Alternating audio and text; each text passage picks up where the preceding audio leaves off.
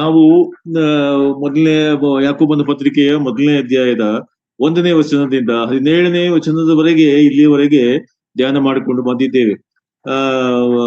ನಾವು 1ನೇ ಅಧ್ಯಾಯದ 5ನೇ ವಚನದಲ್ಲಿ ಕಳೆದ ವಾರದಲ್ಲಿಯೂ ಕೂಡ ನಾವು ಕೆಲವು ಜ್ಞಾನದ ಕುರಿತಾಗಿ, ಜ್ಞಾನ ಕಡಿಮೆಯಾಗಿರುವ ಕುರಿತಾಗಿ ನಾವು ಮಾತನಾಡ್ತಾ ಬಂದೆವು. ಇಲ್ಲಿ ಈ ವಾಕ್ಯವನ್ನು ನಾವು ಗಮನಿಸುವಾಗ ಇಲ್ಲಿ ಹೇಳ್ತಕ್ಕಂತ ಮಾತು, ನಿಮ್ಮಲ್ಲಿ ಯಾವನಿಗಾದರೂ ಜ್ಞಾನ ಕಡಿಮೆಯಾಗಿದ್ದರೆ ಅವನು ದೇವರನ್ನು ಕೇಳಿಕೊಳ್ಳಲಿ. ಅಂದ್ರೆ ನಿಮ್ಮಲ್ಲಿ ನೋಡ್ರಿ, ಅಲ್ಲಿ ಫಸ್ಟ್ ಉಪಯೋಗಿಸುವಂಥದ್ದು ಪ್ಲೂರಲ್ ಆಗಿದೆ, ಅದು ನಿಮ್ಮಲ್ಲಿ ಯಾವನಿಗಾದರೂ ಅಂತಂದ್ರೆ ನೋಡ್ರಿ, ಒಂದು ಸಭೆಯಲ್ಲಿ ಅನೇಕ ವಿಶ್ವಾಸಿಗಳು, ಅನೇಕ ಜನರು ಇದ್ದಾರೆ. ಅದಕ್ಕೆ ಯಾಕೋಬನ ತಿಳಿಸ್ತಕ್ಕಂತ ಮಾತೇನಂದ್ರೆ, ನಿಮ್ಮಲ್ಲಿ ಯಾವನಿಗಾದರೂ, ಅಂದ್ರೆ ನಿಮ್ಮಲ್ಲಿ ಇರ್ತಕ್ಕಂತ ಅಮಾಂಗ್ ಯು ಯಾವನಿಗಾದರೂ, ಯಾರೇ ಒಬ್ಬನಿಗಾದರೂ ಕೂಡ ಒಂದು ವೇಳೆ ಜ್ಞಾನ ಕಡಿಮೆಯಾಗಿದ್ದರೆ ಅವನು, ಮತ್ತೆ ಸಿಂಗ್ಯುಲರ್ ನಲ್ಲಿ ಹೇಳಿರ್ತಕ್ಕಂತ ಮಾತು, ಅವನು ದೇವರನ್ನು let him ask of god, ದೇವರನ್ನು ಕೇಳಿಕೊಂಡು ಅಲ್ವೇ. ನೋಡಿ, ಅಂದ್ರೆ ಏನು, ಸಭೆಯಲ್ಲಾಗಲಿ, ಒಂದು ಸಮುದಾಯದಲ್ಲಿ ಆಗಲಿ, ಒಬ್ಬ ವಿಶ್ವಾಸಿಗಳ ಗುಂಪಿನಲ್ಲಿ ಆಗಲಿ, ಪ್ರತಿಯೊಬ್ಬರೂ ಕೂಡ ದೇವರ ವಾಕ್ಯದ ಜ್ಞಾನದಿಂದ ಅವರು ತುಂಬಲ್ಪಡಬೇಕು, ವಾಕ್ಯದ ಅನುಸಾರ ಜ್ಞಾನದಲ್ಲಿ ಅವರು ನಡೆಯಬೇಕು, ತಮ್ಮ ಆತ್ಮಿಕ ಜೀವಿತವನ್ನು ರೂಪಿಸಿಕೊಳ್ಳಬೇಕು, ಕರ್ತನಿಗಾಗಿ ಕಾರ್ಯ ಮಾಡಬೇಕು ಎಂಬತಕ್ಕಂಥದ್ದು ನೋಡ್ರಿ ಈ ವಚನದ ಅರ್ಥ ಎಂಬುದಾಗಿ ನಾವು ತಿಳ್ಕೊಳ್ಬೇಕು. ಇಲ್ಲಿ ನಾವು ನೋಡುವಾಗ ನಿಮ್ಮಲ್ಲಿ ಯಾವನಿಗಾದರೂ ಜ್ಞಾನ ಕಡಿಮೆಯಾಗಿದ್ದರೆ ಅವನು ದೇವರನ್ನು ಕೇಳಿಕೊಳ್ಳಲಿ. ನೋಡ್ರಿ, ಈ ಜ್ಞಾನ ಎಂಬುದಾಗಿ ನಾವು ಹೇಳುವಾಗ ಅದರ ಒಳ ಅರ್ಥ ಏನೆಂಬುದಾಗಿ ಹೇಳಿದರೆ, wisdom is seeing and doing things in God's perspective ಎಂಬುದಾಗಿ ಅದರ ಅರ್ಥ. ಅಂತಂದ್ರೇನು, ದೇವರ ದೃಷ್ಟಿಯಲ್ಲಿ, ದೇವರ ತೇಜೋ ದೃಷ್ಟಿಯಲ್ಲಿ ನಾವು ಆತ್ಮೀಕ ಸತ್ಯಗಳನ್ನು ನೋಡಿ ಅವುಗಳನ್ನು ಗ್ರಹಿಸಿಕೊಂಡು ಅದರ ಪ್ರಕಾರವಾಗಿ ನಡೆಯುವಂತ ಜೀವಿತ, ನಡೆಯುವಂತ ಒಂದು ವಿಷಯಕ್ಕೆ ನೋಡ್ರಿ, ಅದಕ್ಕೆ ಜ್ಞಾನ ಎಂಬುದಾಗಿ ಹೇಳುತ್ತದೆ. ಇಲ್ಲದೆ ಹೋದ್ರೆ ಏನಾಗ್ತದೆ, ನಮ್ಮ ಜ್ಞಾನ, ಲೋಕದ ಜ್ಞಾನ, ಅದರ ಪ್ರಕಾರವಾಗಿಯೇ ನಾವು ಎಲ್ಲವನ್ನು ರೂಪಿಸಿಕೊಂಡು ಅದರ ಪ್ರಕಾರವಾಗಿ ನಡ್ಕೊಂಡು ಹೋಗ್ತೀವಿ. ಅದಲ್ಲ, ಪ್ರತಿಯೊಬ್ಬನು ಯಾವನಿಗೆ ಜ್ಞಾನ ಕಡಿಮೆಯಾಗಿದೆಯೋ ಅವನು ದೇವರನ್ನು ಬೇಡಿಕೊಳ್ಳಲಿ. ಯಾಕಂದ್ರೆ ದೇವರು ಆ ವಾಕ್ಯದ ಜ್ಞಾನವನ್ನು ತನ್ನ ಜ್ಞಾನದ ಭಂಡಾರದಿಂದ, ತನ್ನ ಸಾರ್ವಭೌಮತ್ವದಿಂದ ದೇವರು ನಮಗೆ ಅದನ್ನು ಅನುಗ್ರಹಿಸಿ ಕೊಡುವಂತವನಾಗಿದ್ದಾನೆ ಎಂಬುವಂಥದ್ದನ್ನು ನಾವು ತಿಳ್ಕೊಳ್ಳಿಕ್ಕೆ ಸಾಧ್ಯತೆ ಉಂಟಾಗ್ತದೆ. ನಾವು ಜ್ಞಾನೋಕ್ತಿ 2ನೇ ಅಧ್ಯಾಯ 3ರಿಂದ 6 ಓದಿ. ಜ್ಞಾನೋಕ್ತಿ 2ನೇ ಅಧ್ಯಾಯ 3ರಿಂದ 6. ಬುದ್ಧಿಗಾಗಿ ಮೊರೆಯಿಟ್ಟು ವಿವೇಕಕ್ಕಾಗಿ ಕೂಗಿಕೊಂಡು ಅದನ್ನು ಬೆಳ್ಳಿಯಂತೆಯೂ ನಿಕ್ಷೇಪದಂತೆಯೂ ಹುಡುಕು. ಆಗ ನೀನು ಯೆಹೋವನ ಭಯವನ್ನು ಅರಿತು ದೈವ ಜ್ಞಾನವನ್ನು ಪಡೆದುಕೊಳ್ಳುವಿ. ಯೆಹೋವನೇ ಜ್ಞಾನವನ್ನು ಕೊಡುವಾತನು, ಆತನ ಬಾಯಿಂದಲೇ ತಿಳುವಳಿಕೆಯೂ ವಿವೇಕವೂ ಹೊರಟು ಬರುತ್ತವೆ. ನೋಡಿ, ಯೆಹೋವನಿಂದಲೇ ಜ್ಞಾನವು ಕೊಡಲ್ಪಡ್ತದೆ, ಆತನ ಬಾಯಿಂದಲೇ ಅದು ಹೊರಡುವಂತದ್ದಾಗಿದೆ. ಜ್ಞಾನವು ಸರ್ವಶಕ್ತನಾದ ದೇವರಿಂದ ನಮಗೆ ಸಿಗುವಂತ ಆ ಒಂದು ಜ್ಞಾನ, ತಿಳುವಳಿಕೆ, ವಿವೇಕ ಇವುಗಳಾಗಿವೆ ಎಂಬುವಂಥದ್ದನ್ನು ನಾವು ಸ್ಪಷ್ಟವಾಗಿ ಗ್ರಹಿಸಿಕೊಳ್ಳಬೇಕು. ಇದನ್ನು ಪ್ರತಿಯೊಬ್ಬ ವಿಶ್ವಾಸಿಯು ಪಡೆದುಕೊಳ್ಳಬೇಕು. ಹೇಗೆ? ಕರ್ತನನ್ನು ಬೇಡಿಕೊಳ್ಳುವುದರ ಮುಖಾಂತರವಾಗಿ ಅದು ದೊರೆಯುತ್ತದೆ ಎಂಬುವಂಥದ್ದನ್ನು ನಾವು ನೋಡ್ತೇವೆ. ನೋಡ್ರಿ, ಏನಾಯ್ತು ದಾನಿಯೇಲನ ಪುಸ್ತಕದಲ್ಲಿ 2ನೇ ಅಧ್ಯಾಯದಲ್ಲಿ ನಾವು ನೋಡ್ತೇವೆ. ಅಲ್ಲಿ ಆ ಅದ್ಭುತ ಪ್ರತಿಮೆಯ ಕನಸನ್ನು ನೆಬೂಕದ್ನೆಚ್ಚರನಾದ ರಾಜನು ಅವನು ತನ್ನ ಕನಸಿನಲ್ಲಿ ನೋಡಿದನು ಅಲ್ವಾ. ಆದರೆ ಅವನಿಗೆ ಏನಾಯ್ತು, ಯಾವ ಕನಸು, ಅದರ ಅರ್ಥ ಏನು ಎಂಬುವಂಥದ್ದು ಅವನಿಗೆ ಗ್ರಹಿಕೆಗೆ ಬರಲಿಲ್ಲ. ಆಗ ಅವನು ಏನ್ ಮಾಡ್ತಾನೆ, ತನ್ನ ವಿದ್ವಾಂಸರುಗಳನ್ನು, ಬುದ್ಧಿಜೀವಿಗಳನ್ನು ಅವನು ಕರೆದು ಅವನು ಹೇಳ್ತಾನೆ, ನೋಡ್ರಿ, ನನಗೆ ಇದೆಲ್ಲವನ್ನು ನಾನು ಕನಸನ್ನು ಕಂಡೆ, ಇದನ್ನು ನೀವು ಇದರ ಅರ್ಥವನ್ನು ಎಲ್ಲವನ್ನು ತಿಳಿಸಬೇಕು ಎಂಬುದಾಗಿ ಹೇಳಿದಾಗ ಆಗ ಅವರು ಕೇಳ್ತಾರೆ ಏನಂತ, ರಾಜನವರಿಗೆ ನಾನು ಕನಸು ಕಂಡೆನು, ಅದರ ಅರ್ಥವೇನು ಎಂದು ನನ್ನ ಮನಸ್ಸು ತತ್ತರಗೊಂಡಿದೆ ಎಂಬುದಾಗಿ ಹೇಳಲು ಆ ಪಂಡಿತರು ಆ ಅರಸನಿಗೆ ನಮಗೆ ಆ ಆ ಆ ಒಂದು ಕನಸು ಏನೆಂಬುದಾಗಿ ನಮಗೆ ಹೇಳು, ನಾವು ಅದರ ಉತ್ತರವನ್ನು ನಾವು ಅದರ ಅರ್ಥವನ್ನು ನಾವು ಬಿಡಿಸ್ಲಿಕ್ಕೆ ಸಾಧ್ಯವಾಗ್ತದೆ ಎಂಬುದಾಗಿ. ಆದರೆ ರಾಜನು ಹೇಳ್ತಾನೆ, ನೀವು ಆ ಕನಸನ್ನು ಏನು ಅಂತ ನಾನು ಕಂಡಿದ್ದ ಕನಸು ಏನು ಮತ್ತು ಅದರ ಅರ್ಥ ಏನು ಎಂಬುದಾಗಿ ನೀವೇ ಅದನ್ನು ವಿವರಿಸಿ ನನಗೆ ಹೇಳ್ಬೇಕೆಂಬುದಾಗಿ ಹೇಳ್ತಾರೆ. ನೋಡ್ರಿ ಏನಾಗ್ತದೆ ಇದರಲ್ಲಿ ದಾನಿಯೇಲ ಮತ್ತು ಅವನ ಸಂಗಡಿಗರು ಶದ್ರಕ್, ಮೇಷಕ್, ಅಬೇದ್ನೆಗೋ ಇವರುಗಳು ಕೂಡ ಈ ವಿದ್ವಾಂಸರ ಲಿಸ್ಟ್ ನಲ್ಲಿ ಅವರು ಕೂಡ ಸೇರ್ಕೊಂಡಿದ್ದಾರೆ ಅಲ್ವೇ. ಇಲ್ಲೇನಾಗ್ತದೆ, ಅವ್ರು ಯಾರಿಗೂ, ಯಾವ ವಿದ್ವಾಂಸನಿಗೂ ಇದರ ಅರ್ಥ, ಸಭೆಯ ಕನಸೇನು ಮತ್ತು ಅದರ ಅರ್ಥವೇನೆಂಬುವಂಥದ್ದು ಅವರಿಗೆ ಗೊತ್ತಾಗುವುದಿಲ್ಲ. ಆದ್ರೆ ದಾನಿಯೇಲನು ಈ ವಿಷಯವನ್ನು ಕೇಳಿ ಅವನು ತಿಳ್ಕೊಂಡವನಾಗಿ ಈ ರಾಜಾಜ್ಞೆಯು ಏಕೆ ಇಷ್ಟು ತೀಕ್ಷ್ಣ ಎಂದು ಕೇಳಲು ಆ ಅರ್ಯೋಕನು ನಡೆದ ಸಂಗತಿಯನ್ನು ದಾನಿಯೇಲನು ತಿಳಿಸಿದನು. ಆಮೇಲೆ ದಾನಿಯೇಲನು ಅರಮನೆಗೆ ಸೇರಿ ನನಗೆ ಸಮಯವನ್ನು ಕೊಟ್ಟರೆ ನಾನು ಆ ಕನಸಿನ ಅರ್ಥವನ್ನು ರಾಜನಿಗೆ ವಿವರಿಸುವೆನು ಎಂದು ಅರಿಕೆ ಮಾಡಿದನು. ನೋಡ್ರಿ, ದಾನಿಯೇಲನು ಕೂಡಲೇ ಮಾಡಿದ ಸಂಗತಿ ಏನ್ ಗೊತ್ತಾ? ನಾವೇನು ಓದಿದ್ವಿ ಯಾಕೋಬನ ಪತ್ರಿಕೆಯಲ್ಲಿ, ಯಾವನಿಗಾದರೂ ಜ್ಞಾನವು ಕಡಿಮೆಯಾಗಿದ್ದರೆ ಅವನು ದೇವರನ್ನು ಬೇಡಿಕೊಳ್ಳಲಿ. ಅದೇ ಮಾಡಿದ್ದಿಲ್ಲ ಅವನು ದಾನಿಯೇಲನು. ನೋಡ್ರಿ, ಬಳಿಕ ದಾನಿಯೇಲನು ತನ್ನ ಮನೆಗೆ ಹೋಗಿ ಅನನ್ಯ, ಮಿಶಾಯೇಲ, ಅಜರ್ಯ ಎಂಬ ತನ್ನ ಸ್ನೇಹಿತರಿಗೆ ಆ ಸಮಾಚಾರವನ್ನು ತಿಳಿಸಿ, ನಾವು ಬಾಬೇಲಿನ ಇತರ ವಿದ್ವಾಂಸರೊಂದಿಗೆ ನಾಶವಾಗದಂತೆ ಪರಲೋಕದ ದೇವರು ಈ ರಹಸ್ಯದ ವಿಷಯವಾಗಿ ಕೃಪೆ ತೋರಿಸಲು ಆತನನ್ನು ಬೇಡಿಕೊಳ್ಳೋಣ ಅಂದನು. ಹೌದು, ಎಷ್ಟು ಸತ್ಯವಾದಂತ ಮಾತಲ್ವಾ. ದಾನಿಯೇಲನು ಯಥಾರ್ಥ ಚಿತ್ತದಿಂದ ತನ್ನ ಕರ್ತನಾದ ಯೆಹೋವನಿಗೆ ಪ್ರಾರ್ಥಿಸುವಾಗ ಅವನ ಸಂಗಡಿಗರ ಜೊತೆ ಏನಾಯ್ತು, ಆ ಕನಸಿನ ರಹಸ್ಯ ನೋಡ್ರಿ ಅವರಿಗೆ ಪ್ರಕಟವಾಯಿತು ಎಂಬುದಾಗಿ ನಾವು ನೋಡುವಂತ, ಅಲ್ಲಿ ಮಾಡುವಂತ ಅವರು ಹೇಳುವಂತ ಪ್ರಾರ್ಥನೆ ಎಷ್ಟು ಅದ್ಭುತವಾಗಿತ್ತು ನೋಡ್ರಿ. ಓದಿ ಸಿಸ್ಟರ್, ದಾನಿಯೇಲ 2ನೇ ಅಧ್ಯಾಯ 20ನೇ ವಚನದಿಂದ. ದೇವರ ನಾಮಕ್ಕೆ ಯುಗ ಯುಗಾಂತರಗಳಲ್ಲಿಯೂ ಕೊಂಡಾಟವಾಗಲಿ. ಜ್ಞಾನ ತ್ರಾಣಗಳು ಆತನವುಗಳೇ. ಕಾಲ ಸಮಯಗಳನ್ನು ಮಾರ್ಪಡಿಸುತ್ತಾನೆ, ರಾಜರನ್ನು ತಳ್ಳುತ್ತಾನೆ, ನಿಲ್ಲಿಸುತ್ತಾನೆ. ಜ್ಞಾನಿಗಳ ಜ್ಞಾನವು, ವಿವೇಕಿಗಳ ವಿವೇಕವು ಆತನ ವರವೇ. ಆತನು ಅಗಾಧ ವಿಷಯಗಳನ್ನು, ಗೂಢಾರ್ಥಗಳನ್ನು ಬಯಲಿಗೆ ತರುತ್ತಾನೆ. ಕಗ್ಗತ್ತಲೆಯಲ್ಲಿ ಅಡಗಿರುವುದು ಆತನಿಗೆ ಗೋಚರ. ತೇಜಸ್ಸು ಆತನಲ್ಲೇ ನೆಲೆಗೊಂಡಿದೆ. ನನ್ನ ಪಿತೃಗಳ ದೇವರೇ, ನಿನ್ನನ್ನು ಸ್ತುತಿಸುತ್ತೇನೆ, ಕೊಂಡಾಡುತ್ತೇನೆ. ನೀನು ನನಗೆ ಜ್ಞಾನ ತ್ರಾಣಗಳನ್ನು ದಯಪಾಲಿಸಿ ನಾವು ಬೇಡಿದ್ದನ್ನು ನನಗೆ ತೋರ್ಪಡಿಸಿದ್ದೀಯಲ್ಲ. ಹೌದು, ರಾಜನ ರಹಸ್ಯವನ್ನು ನಮಗೆ ವ್ಯಕ್ತಗೊಳಿಸಿದಿ. ನೋಡ್ರಿ, ಎಷ್ಟು ಸ್ಪಷ್ಟವಾಗಿ ಬರೆಯಲ್ಪಟ್ಟಿದೆ. ನಾವು ಬೇಡಿದ್ದನ್ನು ನಮಗೆ ತೋರ್ಪಡಿಸಿದೆಯಲ್ಲ ಎಂಬುದಾಗಿ ನೋಡ್ರಿ. ಅಲ್ಲಿ ದಾನಿಯೇಲನು ಕರ್ತನಿಗೆ ಸ್ತುತಿಯನ್ನು ಆತನು ಸಲ್ಲಿಸುವಂತವನು ಆಗಿದ್ದ. ಯಾವನಿಗಾದರೂ ಜ್ಞಾನ ಕಡಿಮೆಯಾಗಿದ್ದರೆ ಅವನು ಕರ್ತನನ್ನು ಬೇಡಿಕೊಳ್ಳಲಿ, ಆತನು ಅವನಿಗೆ ಕೊಡುವನು ಎಂಬುವಂತ ಮಾತು ಎಷ್ಟೋ ಸತ್ಯವಾದಂತ ಮಾತಾಗಿದೆ ಎಂಬುವಂಥದ್ದನ್ನು ನಾವು ಗ್ರಹಿಸಿಕೊಳ್ತೇವೆ. ಈ ಜ್ಞಾನ ಎಂಬುದಾಗಿ ನಾವು ನೋಡುವಾಗ ಅದಕ್ಕೆ ಸರಿಯಾದ ಒಂದು ಅರ್ಥವನ್ನು ಕೊಡುವಂತ ವಚನಗಳು ಯಾವುವು ಎಂಬುದಾಗಿ ನಾವು ನೋಡುವಾಗ, ನಾವು 1ನೇ ಕೊರಿಂಥ 1ನೇ ಅಧ್ಯಾಯ 24ನೇ ವಚನ ಮತ್ತು 30ನೇ ವಚನ.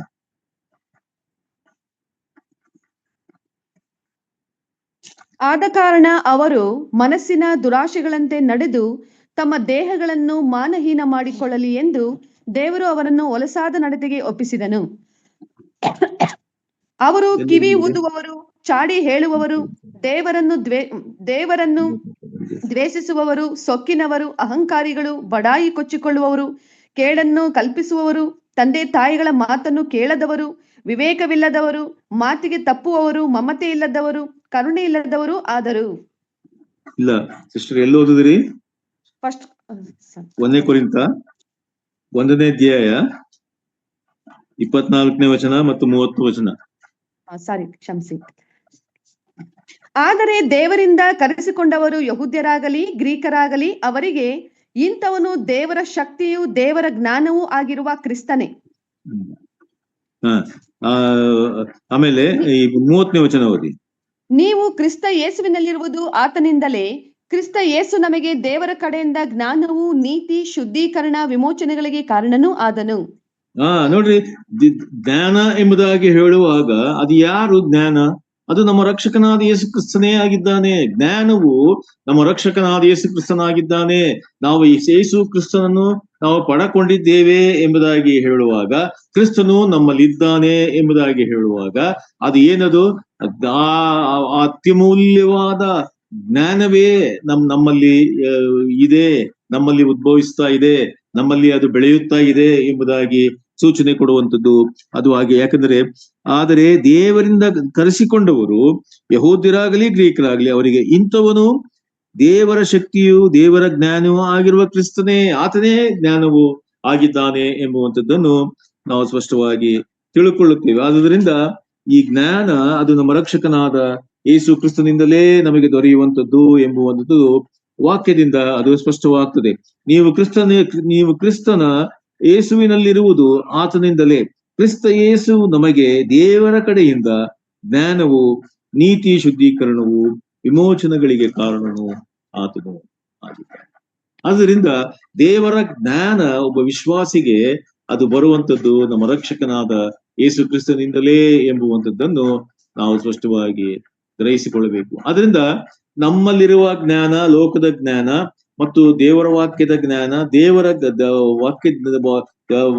ದೇವರಿಂದ ಸಿಗುವ ಜ್ಞಾನಕ್ಕೆ ನಾವು ಅದನ್ನು ಜೊತೆಗೂಡಿಸಬಾರದು, ಕಂಪೇರ್ ಮಾಡಬಾರದು, ಅದಲ್ಲ. ಆದರೆ ದೇವರಿಂದ ಸಿಗುವಂತಹ ಜ್ಞಾನ, ದೈವಿಕ ಜ್ಞಾನ, ಅದು ಬಹಳ ಶ್ರೇಷ್ಠವಾದದ್ದು ಮತ್ತು ಯೇಸು ಕ್ರಿಸ್ತನಿಂದಲೇ, ದೇವರಿಂದಲೇ ಅದು ನಮಗೆ ದೊರೆಯುವಂಥದ್ದು ಎಂಬುವಂಥದ್ದನ್ನು ಸ್ಪಷ್ಟವಾಗಿ ನಾವು ತಿಳ್ಕೊಳ್ಳುವಂಥದ್ದು ಅವಶ್ಯಕತೆ ಅದು ಆಗಿರುತ್ತದೆ. ಮತ್ತು ಈ ವಾಕ್ಯವು ಏನಾಗಿದೆ, ಈ ಜ್ಞಾನವು ಕೀರ್ತನೆ 147:5, ಕೀರ್ತನೆ 147:5.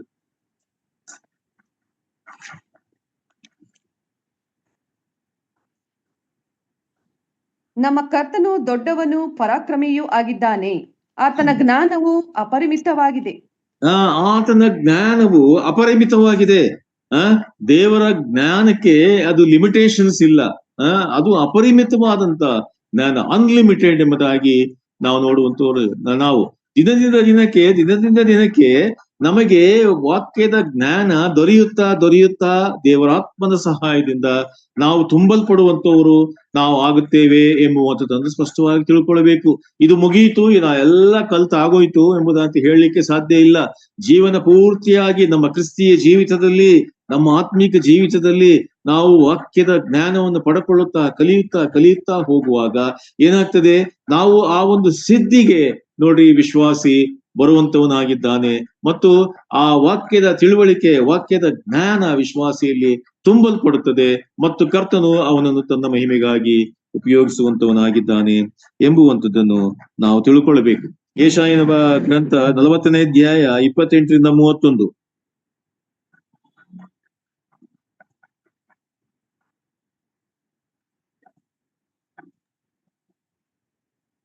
ನೀನು ಗ್ರಹಿಸಲಿಲ್ಲವೋ, ಕೇಳಲಿಲ್ಲವೋ? ಯೆಹೋವನು ನಿರಂತರ ದೇವರು, ಭೂಮಿಯ ಕಟ್ಟ ಕಡೆಗಳನ್ನು ನಿರ್ಮಿಸಿದವನೂ ಆಗಿದ್ದಾನೆ. ಆತನು ದಣಿದು ಬಳಲುವುದಿಲ್ಲ.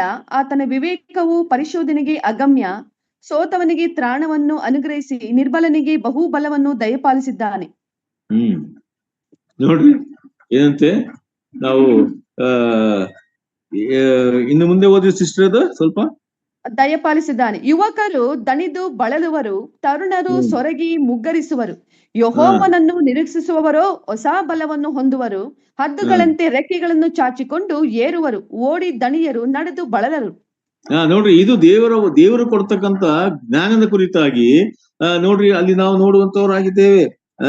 ಏನು ಓದಿ ಸಿಸ್ಟರ್ ಇನ್ನೊಂದ್ಸರಿ ಅದು ಮೊದಲಿಂದ ಅದು ನೀನು ಗ್ರಹಿಸಲಿಲ್ಲವೋ, ಕೇಳಲಿಲ್ಲವೋ? ಯೆಹೋವನು ನಿರಂತರ ದೇವರು, ಭೂಮಿಯ ಕಟ್ಟ ಕಡೆಗಳನ್ನು ನಿರ್ಮಿಸಿದವನೂ ಆಗಿದ್ದಾನೆ. ಆತನು ದಣಿದು ಬಳಲುವುದಿಲ್ಲ. ಆತನ ವಿವೇಕವು ಪರಿಶೋಧನೆಗೆ ಅಗಮ್ಯ. ಸೋತವನಿಗೆ ತ್ರಾಣವನ್ನು ಅನುಗ್ರಹಿಸಿ ನಿರ್ಬಲನಿಗೆ ಬಹುಬಲವನ್ನು ದಯಪಾಲಿಸುತ್ತಾನೆ. ಯುವಕರು ಸಾಕು ಬಿಡಿ. ನೋಡಿ, ಅಲ್ಲಿ ಸೋತವನಿಗೆ ಬಹುಬಲವನ್ನು ಆತನು ಕೊಡ್ತಾನೆ. ಇವತ್ತು ನಾವು ನಮ್ಮ ಜೀವಿತದಲ್ಲಿ, ನಮ್ಮ ಆತ್ಮಿಕ ಜೀವಿತದಲ್ಲಿ ನಾವು ಏನೋ ಒಂದು ಜೋಲು ಬಿದ್ದ ಕೈಗಳಂತೆ, ಸೋತು ಹೋದವರಂತೆ, ತ್ರಾಣವಿಲ್ಲದವರಂತೆ ನಾವು ವರ್ತಿಸುವಂತಹ ಸ್ಥಿತಿ ನಮ್ಮಲ್ಲಿ ಇದೆಯಾ?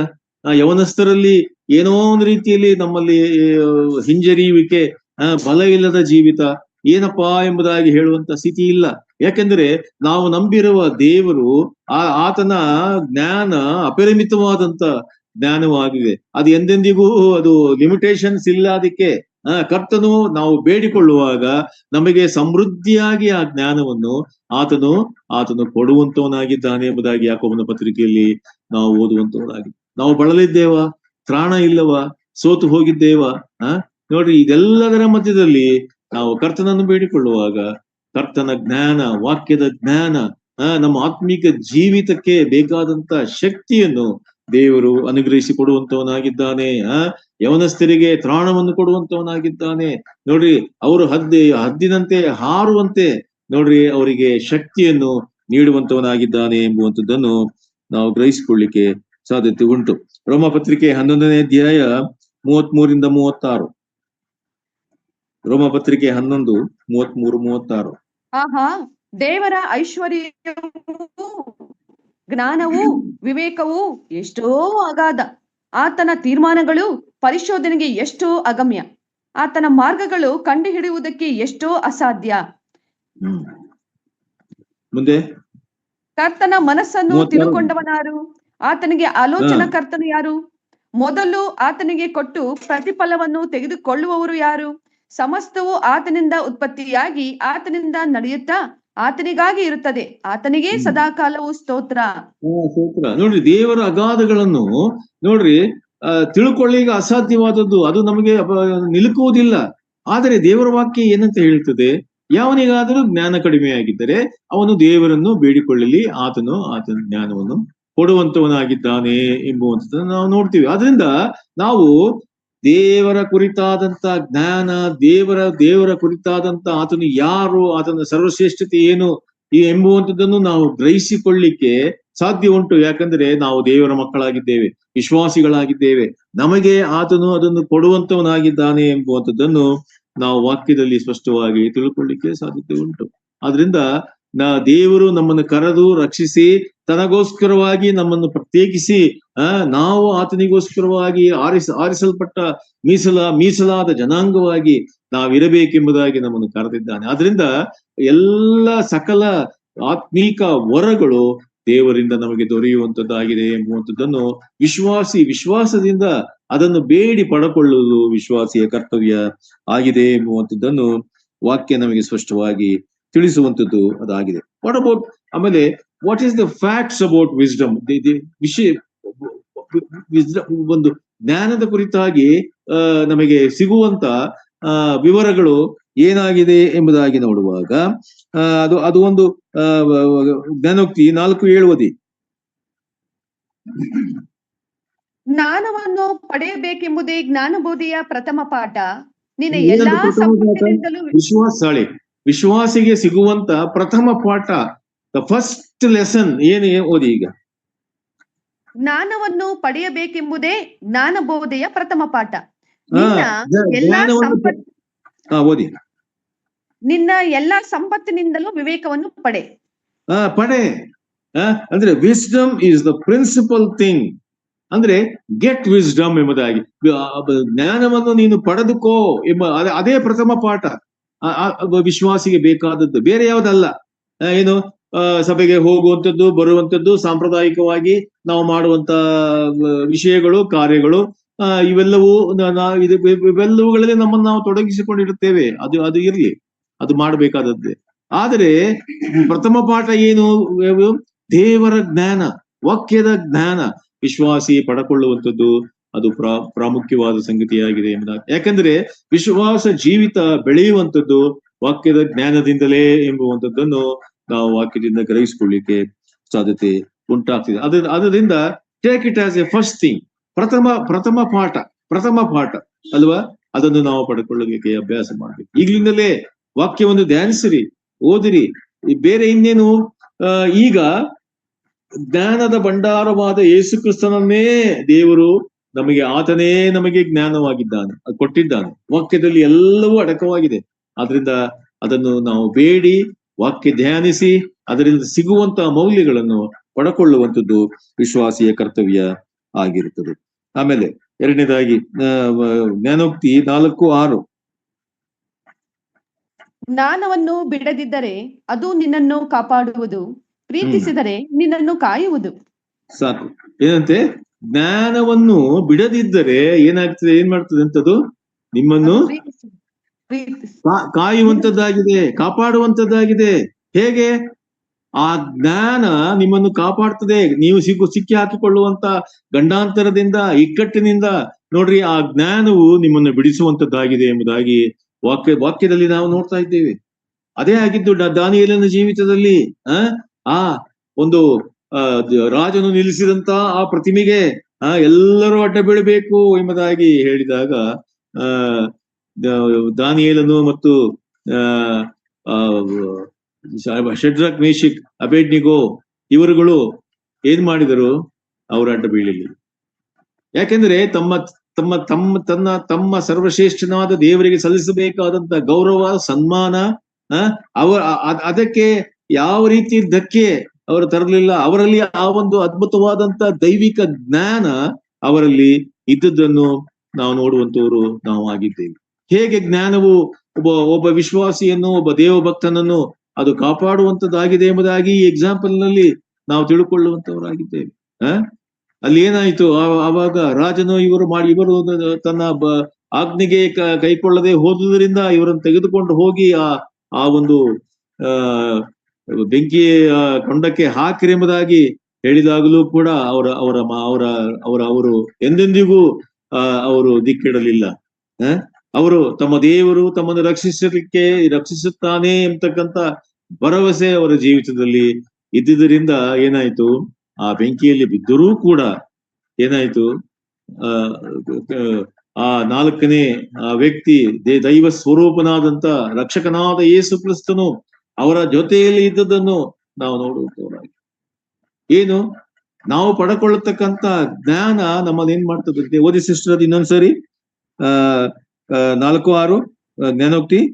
ಜ್ಞಾನವನ್ನು ಬಿಡದಿದ್ದರೆ ಅದು ನಿನ್ನನ್ನು ಕಾಪಾಡುವುದು, ಪ್ರೀತಿಸಿದರೆ ಜ್ಞಾನವು ನಿನ್ನನ್ನು ಕಾಪಾಡುತ್ತದೆ. ಆಮೇಲೆ ಪ್ರೀತಿಸಿದರೆ ನಿನ್ನನ್ನು ಕಾಯುವುದು. ಕಾಯುವುದು. You should love the wisdom.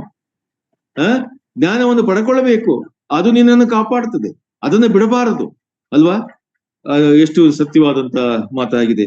ಯೋಸೇಫನ ಜೀವಿತದಲ್ಲಿಯೂ ಕೂಡ ಅದೇ ರೀತಿ ಉಂಟಾಯಿತು. ಬಹಳ ಗಂಡಾಂತರಕ್ಕೆ ಅವನು ಸಿಕ್ಕಿ ಹಾಕಿಕೊಂಡಾದ ಸ್ಥಿತಿಯಿಂದ ದೇವರನ್ನು ಎಷ್ಟು ಅದ್ಭುತವಾಗಿ ದೇವರು ಅವನನ್ನು ಬಿಡಿಸಿದನು ಎಂಬುವಂಥದ್ದನ್ನು ನಾವು ಗ್ರಹಿಸಿಕೊಳ್ಳಿಕ್ಕೆ ನಾವು ಸಾಧ್ಯ ಉಂಟು. ಆದುದರಿಂದ ಪ್ರಿಯರೇ, ಈ ಸಂಜೆಯಲ್ಲಿ ವಾಕ್ಯ ಏನ್ ಮಾಡ್ತಾ ಇದೆ ಅಂತಂದ್ರೆ ನಮ್ಮನ್ನು ಕರೆಯುತ್ತಾ ಇದೆ. ನಾವು ಜ್ಞಾನೋಕ್ತಿ 8:1 ಓದಿ. ಜ್ಞಾನೋಕ್ತಿ 8:1. ಜ್ಞಾನವೆಂಬಾಕೆಯು ಕರೆಯುತ್ತಾಳೆ, ವಿವೇಕವೆಂಬಾಕೆಯೇ ದನಿಗೈಯುತ್ತಾಳೆ. ಜ್ಞಾನವು ಕರೆಯುತ್ತಿದ್ದಾಳೆ, ಜ್ಞಾನವು ಕರೆಯುತ್ತದೆ. ವಿವೇಕಿಯು ನಿಮ್ಮನ್ನು ಕೂಗುತ್ತಾ ಇದ್ದಾನೆ ಎಂಬುದನ್ನು ನಾವು ನೋಡ್ತೀವಿ. ಆಮೇಲೆ 4:5 ಕೂಡ ಓದಿ ವಚನ. ಮನುಷ್ಯರೇ, ನಿಮ್ಮನ್ನೇ ಕರೆಯುತ್ತೇನೆ, ಮಾನವರಿಗಾಗಿಯೇ ದನಿಗೈಯುತ್ತೇನೆ. ಮೂಢರೇ, ಜಾಣತನವನ್ನು ಕಲಿತುಕೊಳ್ಳಿರಿ, ಜ್ಞಾನಹೀನರೇ, ಬುದ್ಧಿಯನ್ನು ಗ್ರಹಿಸಿಕೊಳ್ಳಿರಿ. ಅದಕ್ಕೆ ನಾವು ಯಾಕೋಬನ ಪತ್ರಿಕೆಯಲ್ಲಿ ಓದ್ತೇವೆ, ಯಾವನಿಗಾದರೂ ಜ್ಞಾನ ಕಡಿಮೆಯಾಗಿದ್ದರೆ ದೇವರನ್ನು ನನ್ನನ್ನು ಬೇಡಿಕೊಳ್ಳಿರಿ, ನಾನು ಕೊಡ್ತೇನೆ ನಿಮಗೆ ಜ್ಞಾನವನ್ನು ಎಂಬುದಾಗಿ ನಾವು ಆ ಕರ್ತನಾದ ಯೇಸು ಕ್ರಿಸ್ತನು ಹೇಳಿದಂತ ಆ ಮಾತನ್ನು ನಾವು ಸ್ಪಷ್ಟವಾಗಿ ಗ್ರಹಿಸಿಕೊಳ್ಳುವಂಥದ್ದು ಅವಶ್ಯಕವಾಗಿದೆ. ಅದನ್ನು ನಾವು we have to search our self. ನಮ್ಮನ್ನು ನಾವು ಪರೀಕ್ಷಿಸಿಕೊಳ್ಳಬೇಕು.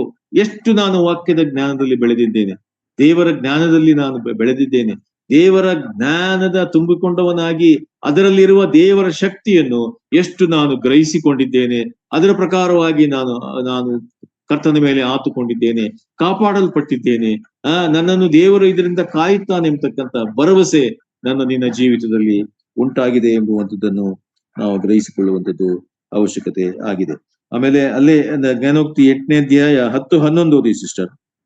ನನ್ನ ಬೋಧನೆಯನ್ನು ಬೆಳ್ಳಿಗಿಂತಲೂ ಜ್ಞಾನೋಪದೇಶವನ್ನು ಅಪರಂಜಿಗಿಂತಲೂ ಉತ್ತಮವೆಂದು ಹೊಂದಿಕೊಳ್ಳಿರಿ.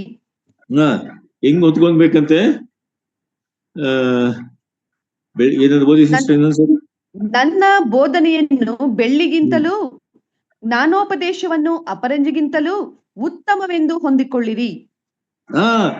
ಇದು ಬೆಳ್ಳಿ, ಬಂಗಾರ, ವಜ್ರ, ವೈಡೂರ್ಯಗಳು ಇವೆಲ್ಲದಕ್ಕಿಂತ ದೇವರದಿಂದ ಪಡ್ಕೊಳ್ಳುವಂತ ಜ್ಞಾನವು ಅದು ಅತ್ಯಮೂಲ್ಯವಾದದ್ದು ಎಂಬುದಾಗಿ ಗ್ರಹಿಸಿಕೊಳ್ಳಿರಿ, ಅದನ್ನು ಹೊಂದಿಕೊಳ್ಳಿರಿ ಎಂಬುದಾಗಿ ವಾಕ್ಯ ನೋಡ್ರಿ ನಮಗೆ ಕರೆಯನ್ನು ನೋಡ್ರಿ ಕೊಡುವಂಥದ್ದು ಅದು ಆಗಿರ್ತದೆ. ಆದ್ರಿಂದ ಅದನ್ನು ನಾವು ಸ್ಪಷ್ಟವಾಗಿ ಗ್ರಹಿಸಿಕೊಳ್ಳುವಂಥದ್ದು ಅವಶ್ಯಕತೆ ಅದು ಆಗಿರ್ತದೆ. ಪ್ರಿಯರೇ, ಇನ್ನೊಂದು ವಚನವನ್ನು ನಾಡಿ ಮುಂದಕ್ಕೆ ಹೋಗೋಣ. ಜ್ಞಾನೋಕ್ತಿ 4, 10, 11. ಕಂದ, ಆಲಿಸಿ ನನ್ನ ಮಾತುಗಳನ್ನು ಕೇಳು. ಕೇಳಿದರೆ ನಿನ್ನ ಜೀವಮಾನದ ವರ್ಷಗಳು ಹೆಚ್ಚುವವು. ನಾನು ಜ್ಞಾನ ಮಾರ್ಗವನ್ನು ಉಪದೇಶಿಸಿ ಧರ್ಮ ಮಾರ್ಗದಲ್ಲಿ ನಿನ್ನನ್ನು ನಡೆಸುವೆನು. ಅಲ್ವೇ, ಎಷ್ಟು ಸತ್ಯವಾಗಿದೆ. ಆಮೇಲೆ ಇನ್ನೊಂದು ವಚನ, ಜ್ಞಾನೋಕ್ತಿ 8, 12. ಜ್ಞಾನವೆಂಬ ನನಗೆ ಜಾಣ್ಮೆಯೇ ನಿವಾಸ, ಯುಕ್ತಿಗಳ ತಿಳುವಳಿಕೆಯನ್ನು ಹೊಂದಿದ್ದೇನೆ. ನೋಡ್ರಿ, ಅದು ಒಂದು ಪ್ರೂಡೆನ್ಸ್, ಅಂದ್ರೆ ದೇವರಿಂದ ನಾವು ಹೊಂದಿಕೊಳ್ತಕ್ಕಂತ ಒಂದು ಜ್ಞಾನ, ಒಂದು ಸ್ಥಿರಚಿತ್ತ, ದೇವರು ನಮಗೆ ಕೊಡುವಂತ ಒಂದು ನಾವು ನಮ್ಮ ಆತ್ಮಿಕ ಜೀವಿತದಲ್ಲಿ ನಡೆಯಬೇಕಾದಂತ ರೀತಿಯನ್ನು ಸೂಚಿಸುವಂತ ಜ್ಞಾನ ಆಗಿದೆ ಎಂಬುವಂಥದ್ದನ್ನು ನಾವು ತಿಳ್ಕೊಳ್ಳುವಂತವರು ನಾವಾಗಿದ್ದೇವೆ. ಇನ್ನೊಂದು ವಚನ, ಜ್ಞಾನೋಕ್ತಿ 16, 16. ಬಂಗಾರಕ್ಕಿಂತಲೂ ಜ್ಞಾನವನ್ನು ಪಡೆಯುವುದು ಎಷ್ಟೋ ಮೇಲು, ಬೆಳ್ಳಿಗಿಂತಲೂ ವಿವೇಕವನ್ನು ಹೊಂದುವುದು ಲೇಸು. ಹೌದಾ? ನೋಡ್ರಿ, ಏನಂತೆ? ಬಂಗಾರಕ್ಕಿಂತಲೂ ಜ್ಞಾನವನ್ನು ಪಡೆಯುವುದು ಎಷ್ಟೋ ಮೇಲು, ಜ್ಞಾನವನ್ನು ಪಡೆಯುವಂಥದ್ದು ಎಷ್ಟೋ ಮೇಲು, ಎಷ್ಟೋ ಮೇಲು. ಆಮೇಲೆ ಬೆಳ್ಳಿಗಿಂತಲೂ ವಿವೇಕವನ್ನು ಹೊಂದುವುದು ಲೇಸು. ವಿವೇಕವನ್ನು ಹೊಂದುವಂಥದ್ದು ಎಷ್ಟೋ ಲೇಸ್ ಎಂಬುದಾಗಿ ವಾಕ್ಯ ನಮಗೆ ತಿಳಿಸ್ತದೆ. ಒಂದ್ ವೇಳೆ ನಮ್ಮ ಸಹೋದರಿಯರು, ಸ್ತ್ರೀಯರು ಇದನ್ನು ಒಪ್ತಾರೋ ಏನೋ ಗೊತ್ತಿಲ್ಲ ಅಲ್ವಾ? ಈಗ ಒಂದ್ ವೇಳೆ ಜ್ಞಾನದ ಭಂಡಾರವಾದಂತ ಸತ್ಯವೇದವನ್ನು, ವಾಕ್ಯವನ್ನು ನಾವು ಒಂದು ಕಡೆ ಇಟ್ಟು, ಇನ್ನೊಂದು ಕಡೆ ಬೇಕಾದಂತ ಬೆಳ್ಳಿ ಬಂಗಾರ ವಸ್ತುಗಳು, ಒಳ್ಳೆ ನೆಕ್ಲೆಸ್, ಒಳ್ಳೊಳ್ಳೆ ಬಂಗಾರದ ವಸ್ತುಗಳನ್ನು ಈ ಒಂದು ಸೈಡ್ ನಲ್ಲಿ ಇಟ್ಟರೆ, ಇವತ್ತಿನ ದಿವಸ ವಿಶ್ವಾಸಿ ಯಾವುದನ್ನು ಆರಿಸಿಕೊಳ್ಳುತ್ತಾರೆ ಎಂಬ ಪ್ರಶ್ನೆ ಉದ್ಭವಿಸ್ತದೆ ಅಲ್ವೇ? ಬಾಯಲ್ಲಿ ಹೇಳ್ತೇವೆ ನಾವು ಕರ್ತನನ್ನು ನಂಬಿದ್ದೇವೆ, ಕರ್ತನನ್ನು ಆಶ್ರಯಿಸಿಕೊಂಡಿದ್ದೇವೆ, ಆತನ ಮಾರ್ಗದಲ್ಲಿ ನಡೆಯುತ್ತೇವೆ ಎಂಬುವಂತ ಆ ಸೂಪರ್ಫಿಷಿಯಲ್ ಮಾತುಗಳು ಇದೆ. ಆದ್ರೆ ಪ್ರಾಕ್ಟಿಕಲ್ ಆಗಿ, ಪ್ರಾಯೋಗಿಕವಾಗಿ ವಿಶ್ವಾಸಿ ಜೀವಿತದಲ್ಲಿ ಬರುವಾಗ ನಾವೇನ್ ಮಾಡ್ತೀವಿ? ಆಗ ಚಿನ್ನದ ಕಡೆಗೆ ನಾವು ವಾಲ್ತೇವೆ. ಆ ಒಂದು ವಜ್ರ ವೈಡೂರ್ಯದ ಕಡೆಗೆ ನಾವು ವಾಲುವಂತವರು ನಾವು ಆಗಿ ಅಲ್ವೇ? ಒಂದ್ ಸುಮ್ಮನೆ ಒಂದು ಜೋಕ್ ಆಗಿ ಒಬ್ರು ಹೀಗೆ ಹೇಳ್ತಾ ಇದ್ರು. ಏನದು? ಒಬ್ಬ ಗಂಡ ಹೆಂಡತಿಯರಿಗೆ ಚಿನ್ನ, ಸರ, ಬಳೆ, ಓಲೆ ಇವೆಲ್ಲ ಅಂದ್ರೆ ತುಂಬಾ ಆಸೆ ಇರ್ತದೆ ಅಲ್ವೇ? ಒಂದು ವೇಳೆ ನಿಮ್ಮ ಪತ್ನಿಯರಿಗೆ ಒಂದು ವೇಳೆ ಮನಸ್ಸು ಸರಿ ಇಲ್ಲದೆ ಹೋದ್ರೆ, ಒಂದು ವೇಳೆ ಏನೋ ಒಂದು ಮಾನಸಿಕ ಕಾಯಿಲೆ ಏನೋ ಒಂದು ಅಂಟಿಕೊಂಡು ಈ ರೀತಿಯಲ್ಲಿ ಅವರು ವರ್ತಿಸ್ತಾ ಇದ್ರೆ, ನೀವು ಮೊದಲನೇದಾಗಿ ಅವರನ್ನು ಸೀರೆ ಅಂಗಡಿಗೆ ಕರ್ಕೊಂಡು ಹೋಗಿ ಅಂತ ಹೇಳಿ, ಅಲ್ಲಿ ಅವರಿಗೆ ಸಮಾಧಾನ ಉಂಟಾಗ್ತದೆ. ಒಂದು ವೇಳೆ ಅಲ್ಲಿಯೂ ಒಂದು ವೇಳೆ ಆಗದೆ ಹೋದ್ರೆ ಅವರನ್ನು ಜ್ಯುವೆಲರಿ ಶಾಪ್ ಕರ್ಕೊಂಡು ಹೋಗ್ರಿ ಅಂತ. ಅವಾಗ ಅವ್ರಿಗೆ ಇರ್ತಕ್ಕಂಥ ಎಲ್ಲಾ ಕಾಯಿಲೆ ಹೊರಟೋಗ್ತದೆ. ಅದು ಒಂದು ರೀತಿಯಲ್ಲಿ ಸತ್ಯವಾದಂತ. ಅಂದ್ರೆ ನಾವು ಯಾವುದೊಂದು ವಿಶ್ವಾಸಿಗಳಾದಂತ ನಾವು ಯಾವುದಕ್ಕೆ ಪ್ರಾಮುಖ್ಯತೆಯನ್ನು ನಾವು ಕೊಟ್ಟಿದ್ದೇವೆ? ದೇವರ ವಾಕ್ಯ ಹೇಳ್ತದೆ, ದೇವರ ವಾಕ್ಯ ಹೇಳ್ತದೆ, ನೀವು ಬೆಟರ್ ದೆನ್ ಗೋಲ್ಡ್, ಅಂದ್ರೆ ಎಲ್ಲಾ ವಜ್ರ ವೈಡೂರ್ಯಗಳು ಬಂಗಾರಕ್ಕಿಂತ ದೇವರ ವಾಕ್ಯದ ಜ್ಞಾನವು ಅದು ಅತ್ಯಮೂಲ್ಯವಾದದ್ದು, ವಿಶ್ವಾಸಿಗೆ ಅವಶ್ಯಕವಾದದ್ದು ಎಂಬುದಾಗಿ ವಾಕ್ಯ ಬೋಧಿಸುವಂಥದ್ದು ಅದು ಆಗಿರ್ತದೆ. ಹಾಗಾದ್ರೆ ನಾವು ಅದನ್ನು ಪಡ್ಕೊಳ್ಳಿಕ್ಕೆ ನಾವು ಎಷ್ಟು ಪ್ರಯತ್ನ ಪಟ್ಟಿದ್ದೇವೆ ಎಂಬುವಂಥದ್ದನ್ನು ನಾವು ಪ್ರಶ್ನಿಸಿಕೊಳ್ಳಬೇಕು. ಹಾಗಾದ್ರೆ ಈ ಜ್ಞಾನವನ್ನು ಪಡ್ಕೊಳ್ಳುವಂಥದ್ದು ಹೇಗೆ ಎಂಬುವಂಥದ್ದನ್ನು ನಾವು ನೋಡುವಾಗ ನಾವು ಅದು ನಮಗೆ ದೇವರಿಂದ ನಾವು ಯಾಕೋಬನ ಪತ್ರಿಕೆಯಲ್ಲಿ ನಾವು ಈಗಾಗಲೇ ನಾವು ನೋಡಿದಿವಲ್ಲ, ಏನಂತ ಹೇಳ್ತದಲ್ಲಿ ನಿಮ್ಮಲ್ಲಿ ಯಾವನಿಗಾದರೂ ಜ್ಞಾನ ಕಡಿಮೆಯಾಗಿದ್ದರೆ ದೇವರನ್ನು ಕೇಳಿಕೊಳ್ಳಲಿ. ಅಂದ್ರೆ ಈ ಜ್ಞಾನ, ಹೌ ಟು ಗೆಟ್ ವಿಸ್ಡಮ್ ಅಂದ್ರೆ ಜ್ಞಾನ ಅದು ದೇವರಿಂದ ನಮಗೆ ದೊರೆಯುವಂತದ್ದಾಗಿದೆ ಎಂಬುದಾಗಿ ಸ್ಪಷ್ಟವಾಗಿ ಬರೆಯಲ್ಪಟ್ಟಿದೆ. ಆಮೇಲೆ ಲೂಕ 21:15 ಓದಿ ಸಿಸ್ಟರ್. ಲೂಕ 21:15. ಯಾಕೆಂದರೆ ನಿಮ್ಮ ವಿರೋಧಿಗಳೆಲ್ಲರೂ ಎದುರು ನಿಲ್ಲುವುದಕ್ಕೂ ಎದುರು ಮಾತನಾಡುವುದಕ್ಕೂ ಆಗದಂತ ಬಾಯನ್ನು ಬುದ್ಧಿಯನ್ನು ನಾನೇ ನಿಮಗೆ ಕೊಡುತ್ತೇನೆ. ಯಾರು ಹೇಳ್ತಿರೋದು? ಇದು ಯೇಸು ಸ್ವಾಮಿ ಹೇಳ್ತಕ್ಕಂತ ಮಾತು. ಏನು ನಾವು ಹೇಳ್ತೀವಿ, ನಾನು ಬಲಹೀನನಾಗಿದ್ದಾನೆ, ನನಗೆ ಜ್ಞಾನ ಇಲ್ಲ, ತಿಳುವಳಿಕೆ ಇಲ್ಲ, ಮಾತನಾಡ್ಲಿಕ್ಕೆ ಬರುವುದಿಲ್ಲ, ಇದೆಲ್ಲ ಹೇಳಿ ಒಂದು ರೀತಿಯಲ್ಲಿ ಅದನ್ನು ನಾವು ನಮ್ಮಲ್ಲಿ ಇರ್ತಕ್ಕಂತ ಹಿಂಜರಿಯುವಿಕೆ, ಬಲಹೀನತೆ ಅಥವಾ ಅದಕ್ಕೆ ನೆವ ಅಂತ ಹೇಳ್ತಾರೋ ಗೊತ್ತಿಲ್ಲ, ಅದರಿಂದ ನಾವು ತಪ್ಪಿಸಿಕೊಂಡು ಯಾಕೆ ಬೇಕು ನನಗಿದು ಎಂಬುವಂತ ಸ್ಥಿತಿಯಲ್ಲಿ ವರ್ತಿಸುವಂತ ಸ್ಥಿತಿ ಉಂಟಾಗ್ತದೆ. ಏನಾಯ್ತು?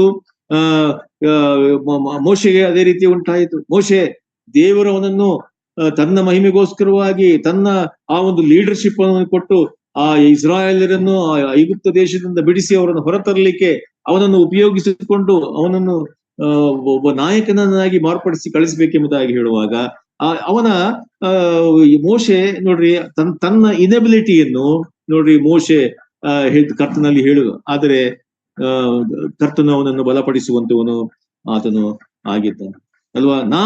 ನಾನಿದ್ದೇನೆ, ನಾನು ನಿನ್ನ ಬಾಯಲ್ಲಿ ಏನು ನೀನು ಮಾತನಾಡ್ಬೇಕೆಂಬುವಂಥದ್ದನ್ನು ನಿನ್ನ ಬಾಯಲ್ಲಿ ನಾನು ಇಡುವಂತವನಾಗಿದ್ದೇನೆ ಎಂಬುದಾಗಿ ನೋಡ್ರಿ ಕರ್ತನು ಸ್ಪಷ್ಟವಾಗಿ ಅದನ್ನು ತಿಳಿಸುವಂತವನು ಆತನಾಗಿದ್ದಾನೆ ಅಲ್ವೇ. ಅಂದ್ರೆ ಯೇಸು ಕ್ರಿಸ್ತನ ಮುಖಾಂತರವಾಗಿ ನಮಗೆ ಸಿಗುವಂತದ್ದಾಗಿದೆ. ಕೊಲಸೆ ಪತ್ರಿಕೆ 2ನೇ ಅಧ್ಯಾಯ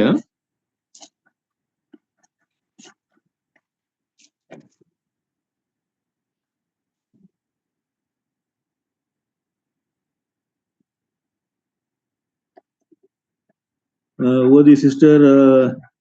2-3 ಅಂಕ. 3ನೇ ವಚನ ಅಲ್ಲಿ ಇಲ್ಲಿಂದ ಓದಿ. ತನ್ನಲ್ಲೇ ಅಂತ.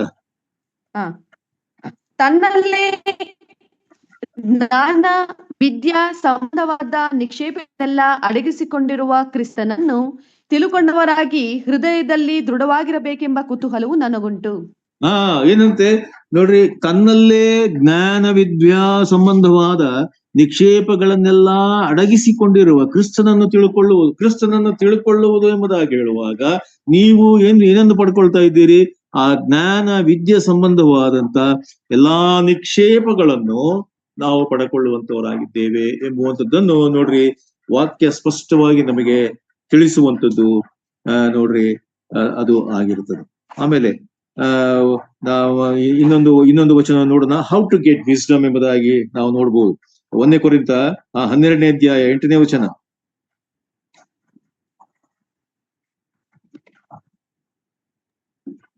ಒಬ್ಬನಿಗೆ ದೇವರಾತ್ಮನ ಮೂಲಕ ಜ್ಞಾನವಾಕ್ಯವು, ಒಬ್ಬನಿಗೆ ಆ ಆತ್ಮನಿಗೆ ಅನುವಾಗಿ ವಿದ್ಯಾವಾಕ್ಯವು, ಒಬ್ಬನಿಗೆ ಆತ್ಮನಿಂದಲೇ ನಂಬಿಕೆಯು, ಒಬ್ಬನಿಗೆ ಆ ಒಬ್ಬ ಆತ್ಮನಿಂದಲೇ ನಾನಾ ರೋಗಗಳನ್ನು ವಾಸಿ ಮಾಡುವವರವು, ಒಬ್ಬನಿಗೆ ಮಹತ್ವಗಳನ್ನು ಮಾಡುವವರವು, ಒಬ್ಬನಿಗೆ ಸತ್ಯಾತ್ಮಗಳನ್ನು ವಿವೇಚಿಸುವವರವು, ಒಬ್ಬನಿಗೆ ವಿವಿಧ ವಾಣಿಗಳನ್ನಾಡುವವರವು, ಒಬ್ಬನಿಗೆ ವಾಣಿಗಳ ಅರ್ಥವನ್ನು ಹೇಳುವವರವು ಕೊಡಲ್ಪಡುತ್ತವೆ.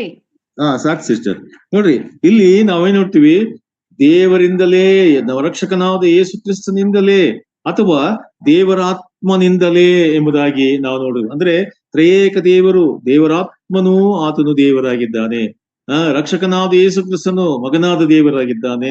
ತಂದೆಯಾದ ದೇವರು ಆತನು ದೇವರಾಗಿದ್ದಾನೆ. ಆ ತ್ರಿಯೇಕ ದೇವರಾಗಿದ್ದಾನೆ. ಆದ್ರಿಂದ ನಮಗೆ ನಾವು ಇರುವಂತ ಸ್ಥಿತಿಯಲ್ಲಿ ನಮ್ಮ ಹೃದಯದೊಳಗೆ ಇರ್ತಕ್ಕಂತ ದೇವರಾತ್ಮನು ನಮ್ಮಲ್ಲಿ ಉಂಟು ಮಾಡುವಂತ ಉದ್ಭವಿಸುವಂತ ಆ ವಾಕ್ಯದ ಜ್ಞಾನವನ್ನು ಕುರಿತಾಗಿ ನೋಡ್ರಿ ಅದನ್ನು ದೇವರಾತ್ಮನು ನಮಗೆ ಕೊಡುವಂತವನಾಗಿದ್ದಾನೆ ಇವೆಲ್ಲವನ್ನು ನಾವು ಪ್ರಾಯೋಗಿಕವಾಗಿ ಅನುಭವಿಸುತ್ತಾ ನಾವು ಬಂದಿದ್ದೇವಾ ಎಂಬುದೇ ಒಂದು ನೋಡ್ರಿ ನಾವು ಅರಿತುಕೊಳ್ಳಬೇಕಾದಂತ ಸಂಗತಿ ಅದು ಆಗಿದೆ. ಆದ್ರಿಂದ ವಾಕ್ಯದಲ್ಲಿ ಬರೆಯಲ್ಪಟ್ಟ ಸಂಗತಿಗಳು ಅದು ವಾಕ್ಯದಲ್ಲಿಯೇ ಇರಬಾರದು, ಅದು ನಮ್ಮ ಜೀವಿತದಲ್ಲಿ ಅದು ಕಾರ್ಯರೂಪವಾಗಿ ಕಂಡು ಬರಬೇಕೆಂಬುವಂಥದ್ದನ್ನು ನಾವು ಅರ್ಥ ಮಾಡಿಕೊಳ್ಳುವಂಥದ್ದು ನೋಡ್ರಿ, ಅದು ಪ್ರಾಮುಖ್ಯವಾದದ್ದು. ನಾವು ವಿಮೋಚನ ಕಾಂಡ 31ನೇ ಅಧ್ಯಾಯ, ವಿಮೋಚನ ಕಾಂಡ 31ನೇ ಅಧ್ಯಾಯ 1ರಿಂದ 6ನೇ ವಚನ. ಯೆಹೋವನು ಮೋಶೆಗೆ ಹೀಗಂದನು, ವಿಚಿತ್ರವಾಗಿ ನಯವಾದ ಕೆಲಸಗಳನ್ನು ಕಲ್ಪಿಸುವುದಕ್ಕೂ, ಚಿನ್ನ ಬೆಳ್ಳಿ ತಾಮ್ರಗಳಿಂದ ಕೆಲಸ ನಡೆಸುವುದಕ್ಕೂ, ರತ್ನಗಳನ್ನು ಕೆತ್ತುವುದಕ್ಕೂ, ಮರದಲ್ಲಿ ವಿಚಿತ್ರವಾಗಿ ಕೆತ್ತನೆ ಕೆಲಸವನ್ನು ಮಾಡುವುದಕ್ಕೂ, ಇವೇ ಮೊದಲಾದ ಸಮಸ್ತ ಶೃಂಗಾರವಾದ ಕೆಲಸವನ್ನು ಮಾಡುವುದಕ್ಕೂ ನಾನು ಯಹೂದ ಕುಲದವನಾದ ಹೂರನ ಮೊಮ್ಮಗನು ಉರಿಯನ ಮಗನೂ ಆಗಿರುವ ಬೆಚಲೇಲನೆಂಬುವವನನ್ನು ಗೊತ್ತು ಮಾಡಿದ್ದೇನೆ. ಅವನಿಗೆ ದಿವ್ಯಾತ್ಮವನ್ನು ಕೊಟ್ಟು ಬೇಕಾದ ಜ್ಞಾನ, ವಿದ್ಯಾ, ವಿವೇಕಗಳನ್ನು, ಸಕಲ ಶಿಲ್ಪಶಾಸ್ತ್ರ ಜ್ಞಾನವನ್ನು ಅನುಗ್ರಹಿಸಿದ್ದೇನೆ. ನೋಡ್ರಿ, ಈ ದೇವದರ್ಶನ ಗುಡಾರದಲ್ಲಿ ಕೆತ್ತನೆ ಕೆಲಸವನ್ನು ಮಾಡ್ಲಿಕ್ಕೋಸ್ಕರವಾಗಿ ನೋಡ್ರಿ, ಒಬ್ಬ ವಿಶ್ವಾಸಿಯನ್ನು, ಒಬ್ಬ ಕೆಲಸಗಾರನನ್ನು, ಒಬ್ಬ ಸ್ಕಿಲ್ಫುಲ್ ಒಬ್ಬ ವ್ಯಕ್ತಿಯನ್ನು ದೇವರು ಆರಿಸಿಕೊಳ್ಳುವಂತವನಾಗಿದ್ದಾನೆ. ಅವನಿಗೆ ದಿವ್ಯಾತ್ಮನ ಮುಖಾಂತರವಾಗಿ ಏನನ್ನು ಒದಗಿಸಿಕೊಡುವಂತವನಾಗಿದ್ದಾನೆ? ಕೊಟ್ಟು ಜ್ಞಾನ, ವಿದ್ಯಾ ವಿವೇಕಗಳನ್ನು, ಸಕಲ ಶಿಲ್ಪ ಜ್ಞಾನ, ಶಾಸ್ತ್ರ ಜ್ಞಾನವನ್ನು ಅನುಗ್ರಹಿಸಿದ್ದಾನೆ ಎಂಬುದನ್ನು ನೋಡ್ತೇವೆ.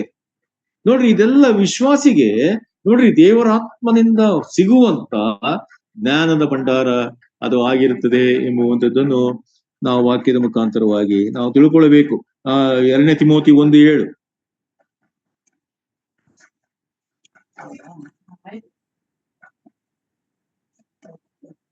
ದೇವರು ನಮಗೆ ಕೊಟ್ಟಿರುವ ಆತ್ಮವು ಬಲ, ಪ್ರೀತಿ, ಶಿಕ್ಷಣಗಳ ಆತ್ಮವೇ ಹೊರತು ಹೇಡಿತನದ ಆತ್ಮವಲ್ಲ. ಬಲ, ಶಿಕ್ಷಣ, ಜ್ಞಾನದ ಆತ್ಮವೇ ಹೊರತು ಅದು ಹೇಡಿತನದ ಆತ್ಮವಲ್ಲ. ನಾವು ಹೇಡಿಗಳಾಗಿರ್ಬೋದು, ನಾವು ಒಂದರೆ ಬಲಹೀನನಾಗಿ ನನ್ನಲ್ಲಿ ಏನಿಲ್ಲ ಎಂಬುದಾಗಿ ನಾವು ನಮ್ಮ ದೇಹದ ಬಲಹೀನತೆ ಸ್ಥಿತಿಗತಿಗಳಿಂದ ನಾವು ಈ ರೀತಿಯಲ್ಲಿ ವರ್ತಿಸಬಹುದು. ಆದರೆ ದೇವರು ನಮ್ಮಲ್ಲಿ ಇರತಕ್ಕಂತ ದೇವರಾತ್ಮನು ಆತನು ಬಲಹೀನನಲ್ಲ, ಆತನು ಶಕ್ತಿಯುಳ್ಳ, ಜ್ಞಾನವುಳ್ಳ, ಆತನು ದೇವರು ಸರ್ವಜ್ಞನೂ ಆತನು ಆಗಿದ್ದಾನೆ ಎಂಬುವಂಥದ್ದನ್ನು ನಾವು ಗ್ರಹಿಸಿಕೊಳ್ಳಬೇಕು. ಆತನು ಅದನ್ನು ನಿಮಗೆ ದಯಪಾಲಿಸಲು ಯಾವಾಗಲೂ ಆತನು ಸಿದ್ಧನಾಗಿದ್ದಾನೆ. ನಾವೇನ್ ಮಾಡ್ಬೇಕು? ಬೇಡಿಕೊಳ್ಳುವಂಥದ್ದು ನಮ್ಮ ಕರ್ತವ್ಯ.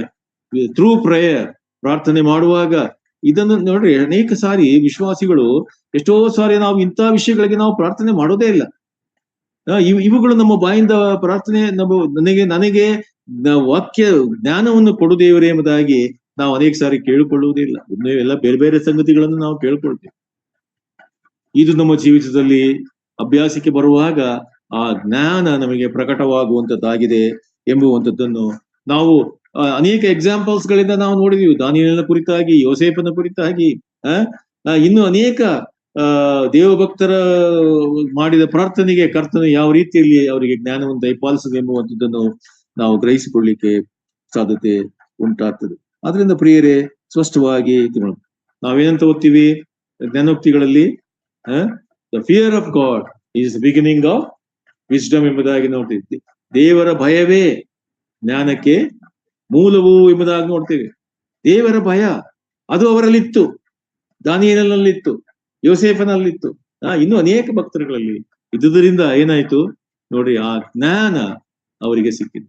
ಅದೇ ಪ್ರಾರಂಭ ಅವರ ಜೀವಿತದಲ್ಲಿ ಬಂದಂತ ಆ ಜ್ಞಾನದ ಮುಖಾಂತರವಾಗಿ ನೋಡ್ರಿ, ಅವರು ತಮ್ಮ ದೇವರು ಯಾರೆಂಬುದನ್ನು ಅವರು ಆ ಇತರ ಅನ್ಯ ಜನರ ಮಧ್ಯದಲ್ಲಿ ಅದನ್ನು ಸ್ಪಷ್ಟಪಡಿಸ್ಲಿಕ್ಕೆ ಅವರಿಗೆ ಸಾಧ್ಯತೆ ಉಂಟಾಯಿತು ಎಂಬುವಂಥದ್ದನ್ನು ನಾವು ನೋಡುವಂತವರು ನಾವು ಆಗಿರುತ್ತೇವೆ. ಅದರಿಂದ ಪ್ರಿಯರೇ, ಸ್ಪಷ್ಟವಾಗಿ ಇದನ್ನು ನಾವು ಗ್ರಹಿಸಿಕೊಳ್ಳೋಣ. ವಿಶ್ವಾಸಿ ಪ್ರಥಮ ಪಾಠ ಯಾವುದು? ನಿಮಗೆ ಜ್ಞಾನ ಕಡಿಮೆಯಾಗಿದ್ದರೆ ಕರ್ತನಲ್ಲಿ ಬೇಡಿಕೊಳ್ಳಿರಿ, ಆತನು ಅದನ್ನು ಕೊಡುವಂತವನು ಆಗಿದ್ದಾನೆ. ಓದಿ ಸಿಸ್ಟರ್ ಅದನ್ನ ಇನ್ನೊಂದ್ಸಾರಿ ಅಲ್ಲಿ ಯಾಕೋಬ 5ನೇ ಅಧ್ಯಾಯ ಮುಂದೆ ಓದಿ. ನಿಮ್ಮಲ್ಲಿ ಯಾವನಿಗಾದರೂ ಜ್ಞಾನ ಕಡಿಮೆಯಾಗಿದ್ದರೆ ಅವನು ದೇವರನ್ನು ಕೇಳಿಕೊಳ್ಳಲಿ, ಅದು ಅವನಿಗೆ ದೊರಕುವುದು. ದೇವರು ಹಂಗಿಸದೆ ಎಲ್ಲರಿಗೂ ಉದಾರ ಮನಸ್ಸಿನಿಂದ ಕೊಡುವವನಾಗಿದ್ದಾನೆ. ಉದಾರ ಮನಸ್ಸಿನಿಂದ ಕೊಡುವಂತವನಾಗಿದ್ದಾನೆ, ಸಮೃದ್ಧಿಯಾಗಿ ಅದನ್ನು ಕೊಡುವಂತವನಾಗಿದ್ದಾನೆ. ಹಾಗಾದ್ರೆ ಸ್ವಲ್ಪ ತೂಕ ಹಾಕಿಕೊಳ್ರಿ. ನೋಡ್ರಿ, ಎಷ್ಟು ದೇವರ ಆತ್ಮನ ಕೊಡುವಂತ ಜ್ಞಾನ ನಮ್ಮಲ್ಲಿ ಜ್ಞಾನದಿಂದ ನಾವು ತುಂಬಲ್ಪಟ್ಟಿದ್ದೇವೆ ಎಂಬುವಂಥದ್ದನ್ನು ನಾವು ಗ್ರಹಿಸಿಕೊಳ್ಳಬೇಕು. ಸಂದೇಹ ಪಡದೆ ನಂಬಿಕೆ ಇಟ್ಟು ಬೇಡಿಕೊಳ್ಳಬೇಕು ಎಂಬುದು.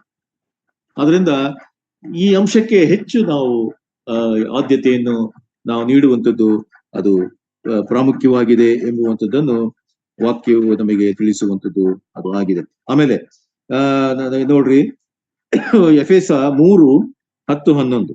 ಎಫೆಸ 3:10-11. ದೇವರು ನಮ್ಮ ಕರ್ತನಾದ ಕ್ರಿಸ್ತ ಯೇಸುವಿನಲ್ಲಿ ಅನಾದಿ ಕಾಲದಿಂದ ಮಾಡಿದ ಸಂಕಲ್ಪದ ಮೇರೆಗೆ ತನ್ನ ನಾನಾ ವಿಧವಾದ ಜ್ಞಾನವು ಪರಲೋಕದಲ್ಲಿ ರಾಜತ್ವಗಳಿಗೂ ಅಧಿಕಾರಗಳಿಗೂ ಈಗ ಕ್ರೈಸ್ತ ಸಭೆಯ ಮೂಲಕ ಗೊತ್ತಾಗಬೇಕೆಂಬುದನ್ನು ಉದ್ದೇಶಿಸಿದ್ದನು. ಎಲ್ಲಿಂದ ಸಿಗ್ತದೆ ಜ್ಞಾನ? ಹೇಗೆ ಸಿಗ್ತದೆ ಜ್ಞಾನ ಒಬ್ಬ ವಿಶ್ವಾಸಿಗೆ? It is through the church. ಸಭೆಯ ಮುಖಾಂತರವಾಗಿ. ನೋಡ್ರಿ, ಈ ವಾಕ್ಯದ ಜ್ಞಾನ ಸಭೆಯ ಮುಖಾಂತರವಾಗಿಯೂ ಕೂಡ ಅದು ಸಿಗುವಂತದ್ದಾಗಿದೆ ಎಂಬುದು. ಹಾಗಾದ್ರೆ ನೀನು ಒಂದು ಕ್ರೈಸ್ತ ಸಭೆಯನ್ನು, ನೀನು ಇರುವಂತ ಕ್ರಿಸ್ತನ ದೇಹವನ್ನು ಎಷ್ಟರ ಮಟ್ಟಿಗೆ ನೀನು ಪ್ರೀತಿ ಮಾಡಬೇಕು, ಎಷ್ಟರ ಮಟ್ಟಿಗೆ ನೀನು ಅದರಲ್ಲಿ ಒಂದಾಗಿ ನಡೆಯಬೇಕೆಂಬುವಂಥದ್ದನ್ನು ಸ್ಪಷ್ಟವಾಗಿ ತಿಳ್ಕೊಳ್ಬೇಕು. ಅಂದ್ರೆ ನೀನು ಒಂದು ಸಭೆಯಲ್ಲಿ, ಸತ್ಯ ಸಭೆಯಲ್ಲಿ ನೀನು ಅಂಗವಾಗಿದ್ದೆ ಎಂಬುದಾಗಿ ಹೇಳುವಾಗ ಅದರಲ್ಲಿ ನಿನಗೆ ಸಿಗುವಂಥದ್ದು ಪ್ರಾಮುಖ್ಯವಾದ ಪ್ರಥಮ ಪಾಠ ಏನೆಂಬುದಾಗಿ ಹೇಳುವಾಗ ವಾಕ್ಯದ ಜ್ಞಾನ ಎಂಬುವಂಥದ್ದನ್ನು ಸ್ಪಷ್ಟವಾಗಿ ತಿಳ್ಕೊಳ್ಬೇಕು. ನಿನ್ನ ದೇವರು ಯಾರು, ಆತನ ಸರ್ವಶ್ರೇಷ್ಠತೆ ಏನು ಎಂಬುವಂತ ಎಲ್ಲಾ ಸಂಗತಿಗಳನ್ನು ಅರಿತುಕೊಂಡವನಾಗಿ ಕರ್ತನನ್ನು ನೀನು ಸ್ತುತಿಸಲಿಕ್ಕೆ ನಿನಗೆ ಸಾಧ್ಯ ಉಂಟಾಗ್ತದೆ. ಅದರಿಂದ ಪ್ರಿಯರೇ, ಸಭೆ ನಿನಗೆ ಆ ದೇವರ ಜ್ಞಾನವನ್ನು ಅದು ಕೊಡುವಂಥದ್ದು ಅದಾಗಿರುತ್ತದೆ ಎಂಬುವಂಥದ್ದನ್ನು ವಾಕ್ಯದಲ್ಲಿ ನಾವು ಗ್ರಹಿಸಿಕೊಳ್ಳಿಕ್ಕೆ ಸಾಧ್ಯತೆ ಉಂಟು. ನಾವು ನಾವು ವಾಕ್ಯದಲ್ಲಿ ಓದುವಾಗ ಇನ್ನೊಂದು ಅಂಶ ನಮಗೆ ಗಮನಕ್ಕೆ ಬರುವಂಥದ್ದು ಅದು ಆಗಿರ್ತದೆ. ಏನಂದ್ರೆ, ಈ ಜ್ಞಾನವು ಏನಾಗಿದೆ, ಅದು 7 ಕಂಬಗಳು ಉಳ್ಳ ಜ್ಞಾನವಾಗಿದೆ ಎಂಬುವಂಥದ್ದನ್ನು ವಾಕ್ಯದಲ್ಲಿ ನಾವು ನೋಡ್ತೀವಿ. 7 ಜ್ಞಾನದ 7 ಕಂಬಗಳ ಕುರಿತಾಗಿ ನಾವು ಓದ್ತೇವೆ. ಜ್ಞಾನೋಕ್ತಿ 9:1 ಅಂತ ಕಾಣ್ತದೆ ನೋಡಿ ಸಿಸ್ಟರ್.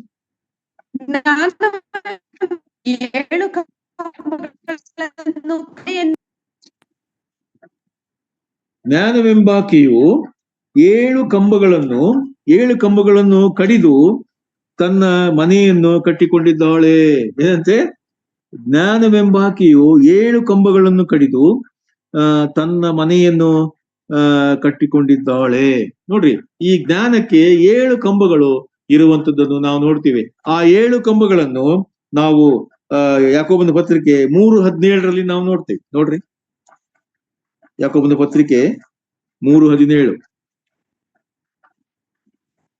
ಆದರೆ ಮೇಲಣಿಂದ ಬರುವ ಜ್ಞಾನವು ಮೊದಲು ಪರಿಶುದ್ಧವಾದದ್ದು, ಆಮೇಲೆ ಸಮಾಧಾನಕರವಾದದ್ದು, ವಿನಯವುಳ್ಳದ್ದು, ಸಂತೋಷವಾಗಿ ಒಪ್ಪಿಕೊಳ್ಳುವಂಥದ್ದು, ಕರುಣೆ ಮುಂತಾದ ಒಳ್ಳೆ ಫಲಗಳಿಂದ ತುಂಬಿರುವಂತದ್ದು ಆಗಿದೆ. ಅದರಲ್ಲಿ ಚಂಚಲವೂ ಕಪಟವೂ ಇಲ್ಲ. ಸಮಾಧಾನ ಪಡಿಸುವವರು ಸಮಾಧಾನವೆಂಬ ಬೀಜವನ್ನು ಬಿತ್ತಿ ನೀತಿ ಎಂಬ ಫಲವನ್ನು ಕೊಯ್ಯುವರು.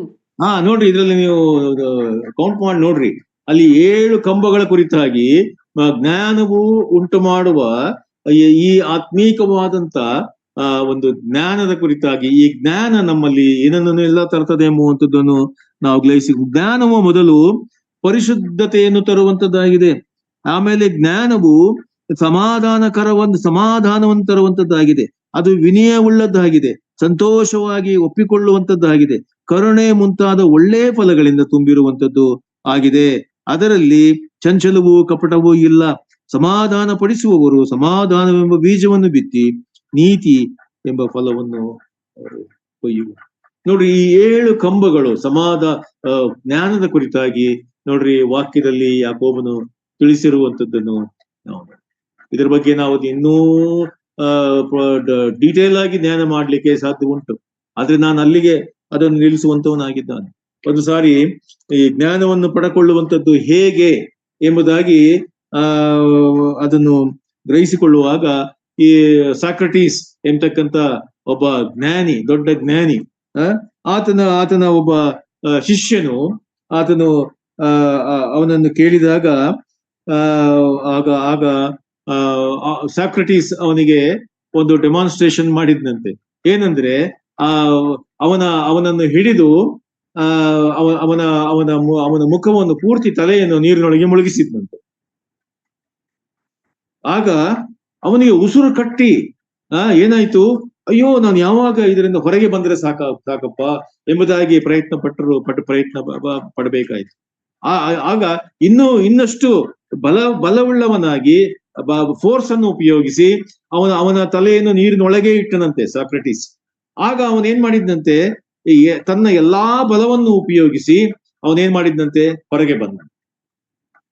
ಆಗ ಸಾಕ್ರಟೀಸ್ ಅವನಿಗೆ ಹೇಳಿದಂತೆ, ಜ್ಞಾನವನ್ನು ಪಡಕೊಳ್ಳುವುದು ಅಂದ್ರೆ ಏನೆಂಬುದಾಗಿ ನಿನಗೆ ಗೊತ್ತಾಯ್ತಾ ಎಂಬುದಾಗಿ ಅವನನ್ನು ಕೇಳಿದಾಗ ಹೌದು ಎಂಬುದಾಗಿ ಅವನು ಹೇಳಿದ. ಅಂದ್ರೆ ನೋಡ್ರಿ, ಅವನು ನೀರಿನಲ್ಲಿ ಮುಳುಗಿದಾಗ ನಿನಗೆ ಏನು ಅವಶ್ಯಕತೆ ಬೇಕಾಗಿತ್ತು ಎಂಬುದಾಗಿ ಸಾಕ್ರಟೀಸ್ ಕೇಳಿದಾಗ, ನನಗೆ ಗಾಳಿ ಬೇಕಿತ್ತು, ನಾನು ಬದುಕಬೇಕಾದರೆ ನನಗೆ ಗಾಳಿ ಬೇಕು, ಅದನ್ನು ಪಡಕೊಳ್ಳಿಕ್ಕೆ ನಾನು ಎಂತ ಫೋರ್ಸ್ ಅನ್ನು ಕೂಡ ನಾನು ಉಪಯೋಗಿಸ್ಲಿಕ್ಕೆ ಸಿದ್ಧನಾಗಬೇಕು ಎಂಬುವಂಥದ್ದನ್ನು ನೀನು ಗ್ರಹಿಸಿಕೊಂಡಿಯಲ್ಲ. ಇದೇ ಜ್ಞಾನವನ್ನು ಪಡ್ಕೊಳ್ಳೋದಕ್ಕೆ ದಾರಿ ಎಂಬುದಾಗಿ. ಜ್ಞಾನವನ್ನು ಪಡ್ಕೊಳ್ಳಬೇಕಾದರೆ ನೀನು ಪ್ರಯತ್ನ ಪಡು, ಅದನ್ನು ಪಡ್ಕೊಳ್ಳಿಕ್ಕೆ ಅಭ್ಯಾಸಿಸು, ಅದನ್ನು ಪಡ್ಕೊಳ್ಳಿಕ್ಕೆ ಕರ್ತನಲ್ಲಿ ಬೇಡಿಕೋ, ಅದು ನಿನಗೆ ದೊರೆಯುವಂತದ್ದಾಗಿದೆ ಎಂಬುವಂಥದ್ದನ್ನು ನೋಡ್ರಿ ವಾಕ್ಯ ಸ್ಪಷ್ಟವಾಗಿ ನಮಗೆ ತಿಳಿಸುವಂಥದ್ದು ಅದು ಆಗಿರ್ತದೆ. ಹಾಗಾದ್ರೆ ನಿನ್ನ ಜೀವಿತದಲ್ಲಿ, ಒಬ್ಬ ವಿಶ್ವಾಸಿಯ ಜೀವಿತದಲ್ಲಿ ದೇವರ ಜ್ಞಾನದ ಕುರಿತಾಗಿ ಏನು ಒಂದು ಆಟಿಟ್ಯೂಡ್, ಏನು ಒಂದು ಮನೋವೃತ್ತಿ ನಿನ್ನ ಜೀವಿತದಲ್ಲಿ ಇರಬೇಕೆಂಬುವಂಥದ್ದನ್ನು ಕೂಡ ವಾಕ್ಯ ತಿಳಿಸುವಂತದ್ದಾಗಿದೆ. 1 ಕೊರಿಂಥ 8:1.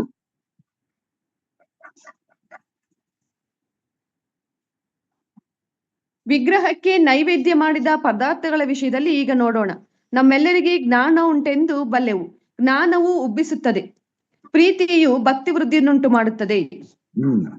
ನೋಡ್ರಿ, ವಿಶ್ವಾಸಿಗೆ ಸಿಗುವಂತ ಜ್ಞಾನ ಅದು ನಮ್ಮಲ್ಲಿ ಏನು ಮನೋವೃತ್ತಿ ಇರಬೇಕು, ಅದು ನಮ್ಮನ್ನು ಹೆಚ್ಚಿಸಿಕೊಳ್ಳಿಕ್ಕೆ, ಹೊಗಳಿಕೊಳ್ಳಿಕ್ಕೆ ಸಿಗುವಂತ ಜ್ಞಾನ ಅಲ್ಲ.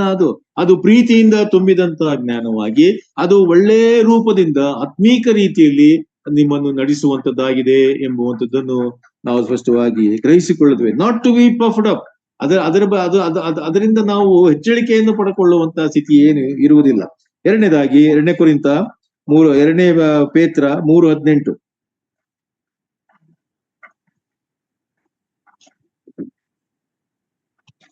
ನೀವು ಕೃಪೆಯಲ್ಲಿಯೂ ನಮ್ಮ ಕರ್ತನೂ ರಕ್ಷಕನೂ ಆಗಿರುವ ಯೇಸು ಕ್ರಿಸ್ತನ ವಿಷಯವಾದ ಜ್ಞಾನದಲ್ಲಿಯೂ ಅಭಿವೃದ್ಧಿಯನ್ನು ಹೊಂದುತ್ತಾ ಇರ್ರಿ. ಆತನಿಗೆ ಈಗಲೂ ಸದಾಕಾಲವೂ ಸ್ತೋತ್ರ.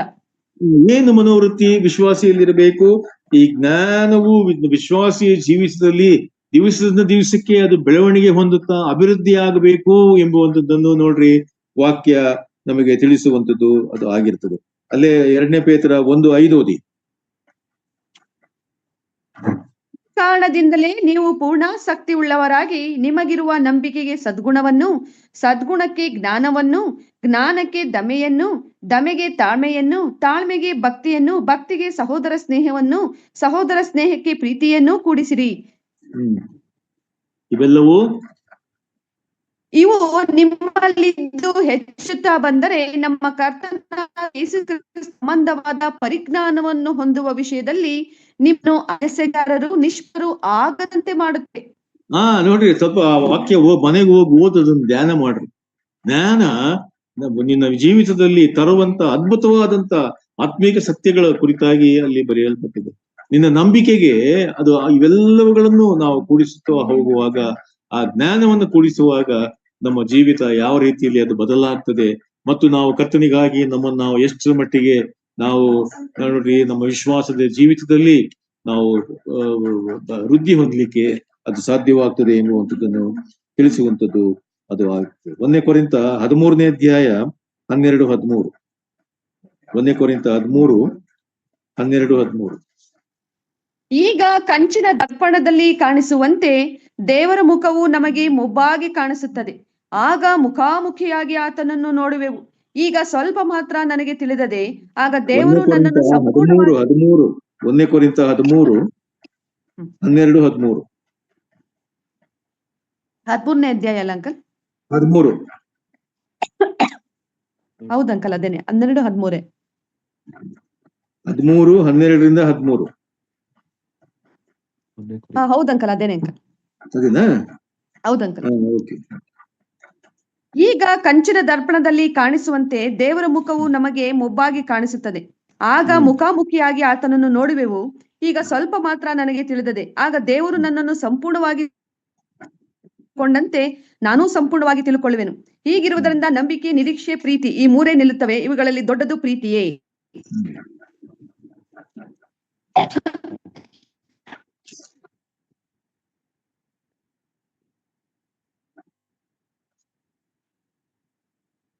ಓಕೆ. ನಾವು ನೋಡುವಂತ ಇನ್ನೊಂದು ವಚನದಲ್ಲಿ ನಾವು ನೋಡುವಂತಹ ಸಂಗತಿ ಏನೆಂಬುದಾಗಿ ಹೇಳುವಾಗ, ಫಿಲಿಪಿ 1ನೇ ಅಧ್ಯಾಯ 9ರಿಂದ 11.